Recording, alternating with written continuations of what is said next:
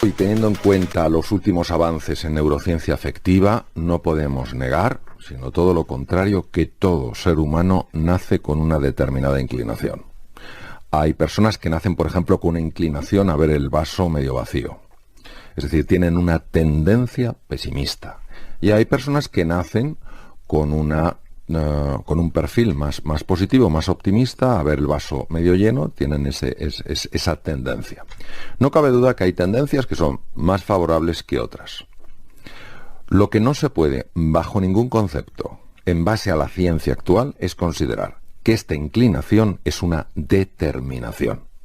El gran filósofo Ortega y Gasset decía: no somos un participio, sino que somos un gerundio, no estamos hechos del todo, sino que poco a poco nos vamos haciendo. Es decir, nacemos con un temperamento y nos moldeamos a través de un carácter. Tendemos a ver con más claridad lo que nos falta que lo que tenemos, lo que no hemos conseguido que todo lo que hemos sido capaces de lograr, los talentos ausentes en nuestra vida y no la cantidad de talentos presentes en nuestra vida. Creo que no es justa la valoración que hacemos de nosotros mismos. Creo que hay una inclinación muy manifiesta a ver el lado negativo y no a ser conscientes y a valorar la cantidad de cosas excepcionales que tenemos. ¿Qué ocurre?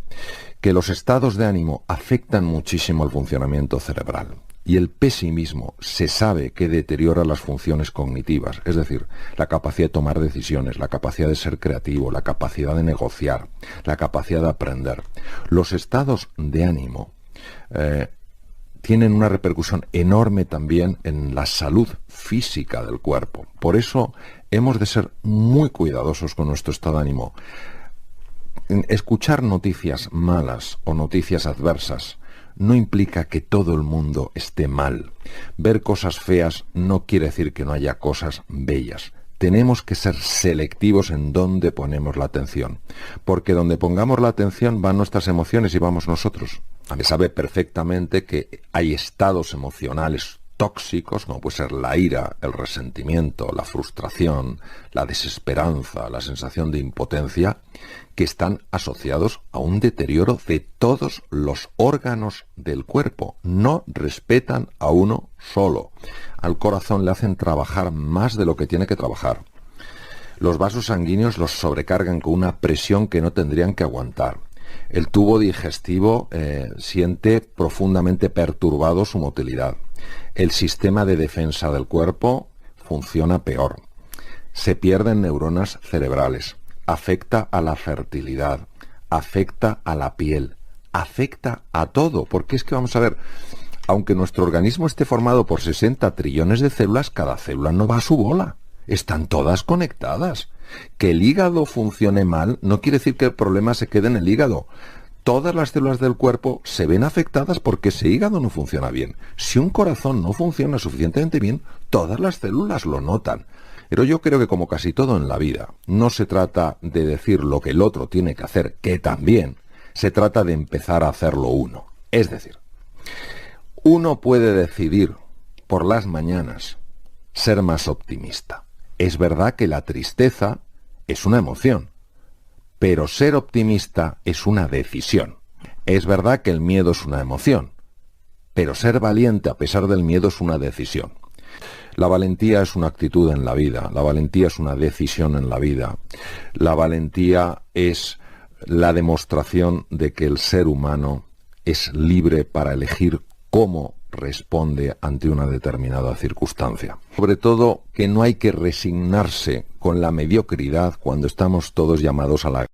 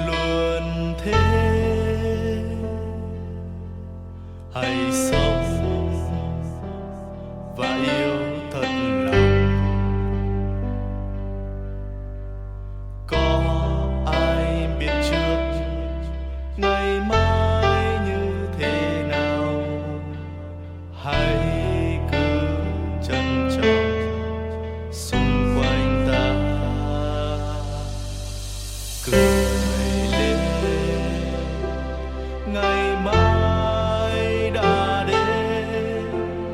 Ta cảm ơn cuộc đời đã cho ta thấy bình minh. Hạnh phúc là đây, tìm kiếm đâu chỉ xa vời. Có nhiều đây được rồi, không cần cao sâu. Hãy bên anh em nhé, hạnh phúc ở đây mà. Tìm làm chi xa vời, hạnh phúc bên cạnh anh. Hãy nhắm mắt lắng nghe con tim của anh đang thì thầm và nói sẽ mang đến hạnh phúc.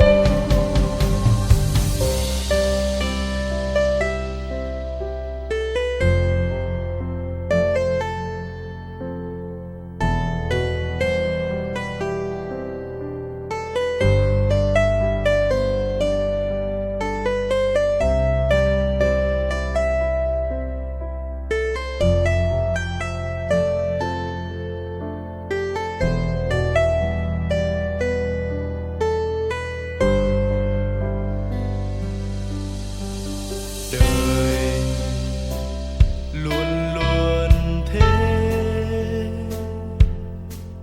hãy sống và yêu thật lòng. Có ai biết trước ngày mai như thế nào? Hãy cứ trân trọng xung quanh ta. Cười lên, ngày mai đã đến. Ta cảm ơn cuộc đời đã cho ta thấy bình minh. Hạnh phúc là đây, tìm kiếm đâu chỉ xa vời. Có nhiều đây được rồi, không cần cao sâu. Hãy bên anh em nhé, hạnh phúc ở đây mà. Tìm làm chi xa vời, hạnh phúc bên cạnh anh.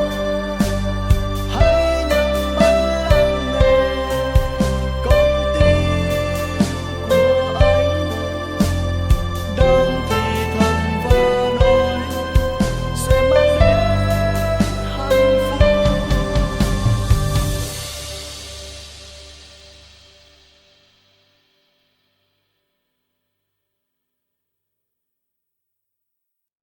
Grandeza.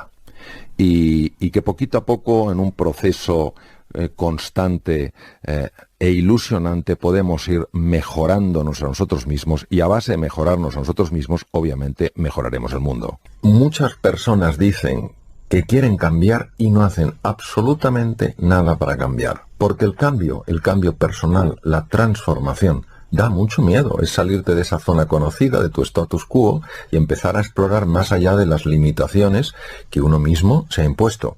Si una persona, ante una situación de crisis, una situación de dificultad, una situación de inflexión en su vida, lo valora como una oportunidad para hacer un cambio fundamental en su forma de comportarse, en su forma de moverse, en lo que sea, en ese momento esa crisis le va a ayudar a explorar un campo nuevo.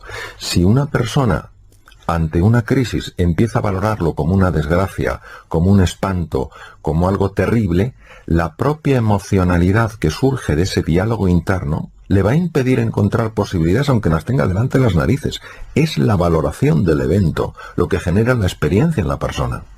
Sabemos, por ejemplo, que las personas que hacen ejercicio físico, no tiene que ser deporte, sino ejercicio físico de una manera habitual, media hora al día, andando deprisa, 5 días a la semana, sabemos que aumenta la población de neuronas del hipocampo. Esto se describió en el año 2002. Sabemos que las personas que hacen ejercicio físico cambian su constelación hormonal y son mucho menos susceptibles a los vaivenes emocionales cuando nos encontramos con dificultades en la vida. Sabemos que las personas que hacen ejercicio físico viven viven más tiempo, sabemos que son menos susceptibles a padecer carcinomas, a padecer tumoraciones malignas. Necesitamos retomar este papel trascendental que juega el cuerpo en todo lo que es la vida completa de un ser humano. Nuestra relación con el miedo tiene que cambiar drásticamente. Nosotros jamás habríamos podido llegar donde estamos si no tuviéramos centros capaces de reconocer el peligro. Entonces el problema no es cuando tenemos miedo, sino cuando el miedo nos tiene a nosotros. Entonces, cuando eso nos ocurre, yo prefiero llamarlo pánico. El pánico genera reacciones muy poco pensadas. Por ejemplo, bloqueo muy frecuente de ver hoy en día. Otro es una reacción de rechazo, es una resistencia, es una ira, muchas veces sin tener claro hacia qué te estás enfrentando, y otro directamente es la huida. ¿Cómo gestionar los estados del ánimo? Los estados de ánimo son estados del alma. La palabra ánima es alma. Los griegos la definían como aliento, como viento. Pues es algo que requiere honestamente mucho trabajo. La gestión de los estados de ánimo no es una cosa en general que se aprenda en poco tiempo. Requiere mucho compromiso, requiere mucha determinación, persistencia y paciencia. ¿Por qué? Porque muchas de nuestras conductas son puras reacciones automáticas. Nosotros no somos conscientes hasta qué punto los automatismos operan en nuestra vida. ¿De qué manera, cuál es el camino, al menos en mi experiencia, para gestionar los estados de ánimo? Son 4 fases. La primera es conocerse. Tenemos que conocernos un poco. ¿Conocernos para qué? Conocernos para comprendernos. Muchas de nuestras reacciones automáticas que generan rechazo en nosotros mismos, hacia nosotros mismos, si nosotros comprendiéramos de dónde vienen, no generarían ese rechazo hacia nosotros mismos, aunque sí se rechaza hacia nuestra conducta. Es distinto rechazar tu conducta a rechazarte a ti mismo. Si tú te conoces y te comprendes, entonces te puedes aceptar. ¿Qué es aceptar? Aceptar es asumir humildemente que ese es tu punto de partida. Es decir, por ejemplo, yo cojo y digo, empiezo a conocerme, me comprendo y digo, bueno, tengo estas reacciones airadas, pues porque, francamente, cuando yo no me siento valorado, cuando yo me siento ninguneado, se produce en mí esto. Yo lo comprendo, acepto que este es mi punto de partida, me gustaría que fuera otro, no sé por qué tengo estas reacciones automáticas, y una vez que me he aceptado, que me he asumido, que dejo de rechazarme, que me quiero un poco más, entonces empieza el camino de superarme. ¿Cómo me voy a superar si no me...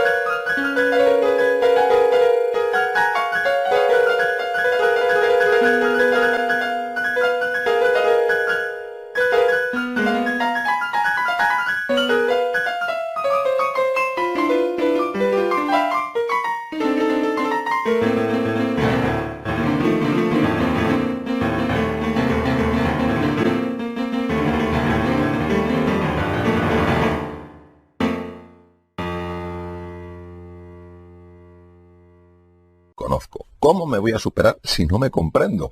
¿Cómo me voy a superar si estoy constantemente en lucha conmigo mismo? Creo que cuando una persona tiene unos principios claros, unos valores que le perfeccionan como persona, al final empieza a experimentar en su vida una transformación que puede tener tintes, entre comillas, mágicos. ¿Cómo vemos el futuro? Determina cómo vivimos el presente.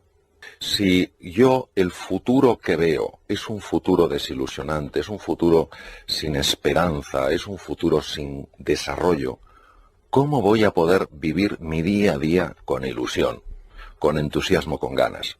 Lo viviré con desánimo, con desesperanza. Por tanto, los resultados que tendré serán unos resultados pobres, escasos. Al final habré creado un futuro desilusionante.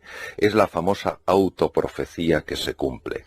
Por eso es clave entender que el futuro no es algo que nos encontramos, es algo que nosotros creamos. Y la visión tiene ese enorme potencial, es inspirarnos, es movernos, y a partir de ese horizonte profundamente entusiasmante es como el ser humano va desplegando su verdadero potencial. Quien se conquista a sí mismo es el mayor de los conquistadores. El arte de conquistarse pide mucha valentía, pide mucha determinación, pide mucha persistencia, pide mucha humildad, pide mucha paciencia. ¿Qué pasa? Que cuando uno se conquista a sí mismo, su luz ilumina el mundo. Entonces, ¿qué pasa? Pues que ese camino es un camino... Es el camino del héroe, el camino de la heroína, es el camino interior, el peregrinaje profundo, donde uno va encontrándose con sus grandes recursos y con sus grandes sombras.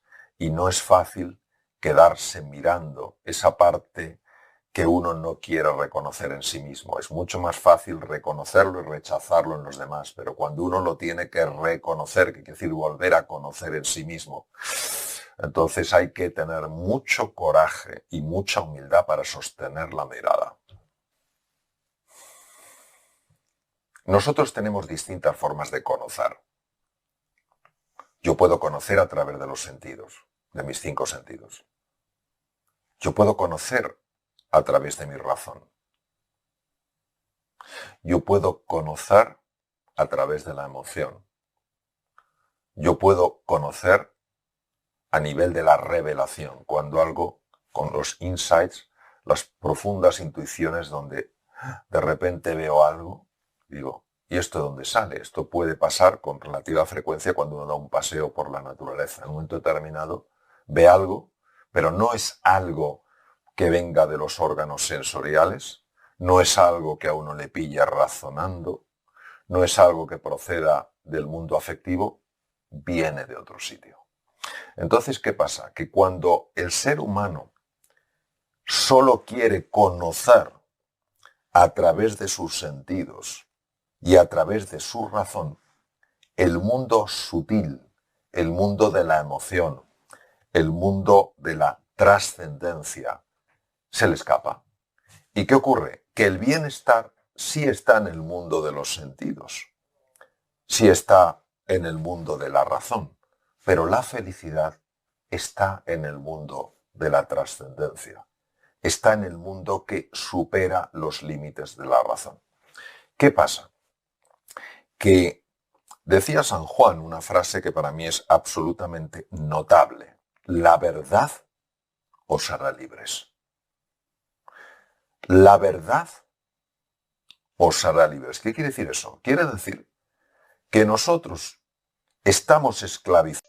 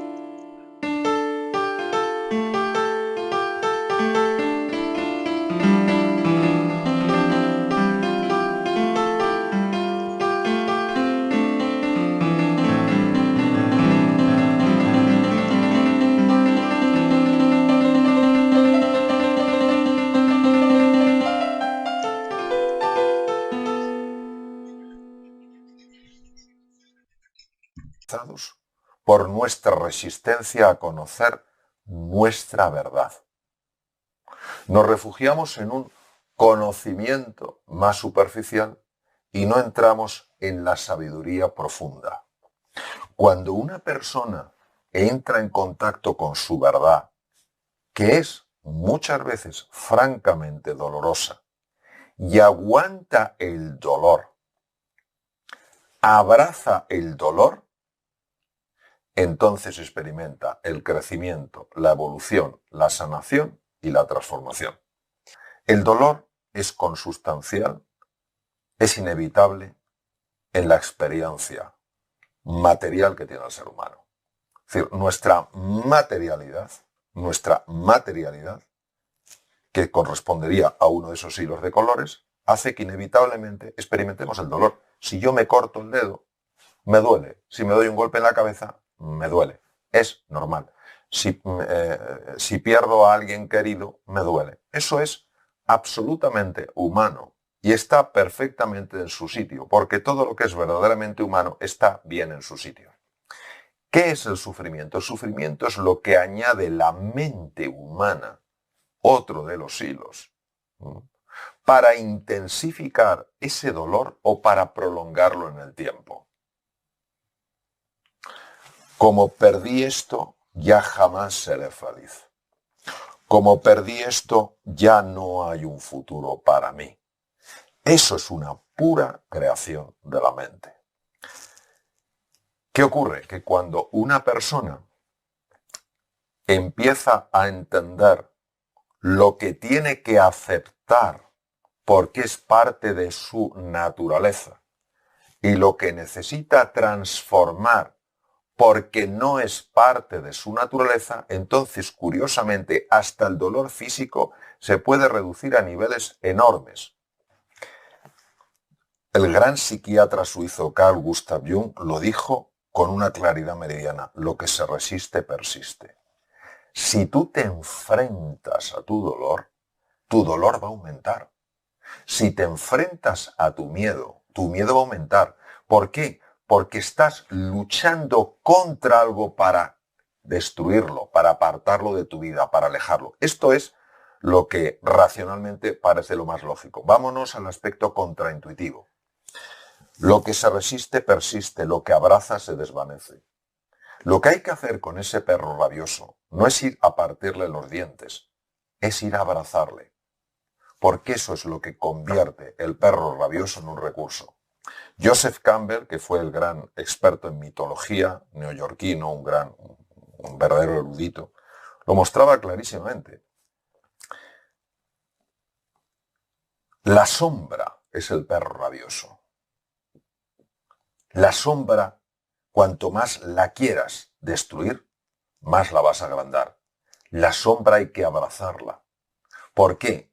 Porque tú no puedes sacar la oscuridad de una habitación. La oscuridad se desvanece en cuanto metes luz. Solo hay una luz, que es el amor. Y entonces el amor abraza la prueba, abraza la dificultad, abraza al perro rabioso. Con lo cual el perro rabioso es absolutamente transformado. Claro, esto en el nivel racional, esto parece el gran absurdo. Y sin embargo, en un nivel diferente, esto es evidente. Es evidente. Entonces, ¿qué pasa? Que es como si rompieras un patrón mental. El perro rabioso, si ve que alguien va contra él, se vuelve más agresivo. Si ve que alguien viene con los brazos abiertos, lo descoloca. Esto es lo que hacen, por ejemplo, los susurradores de caballos. ¿Por qué los susurradores de caballos, por ejemplo, los mapuche en Chile, por qué no tienen que utilizar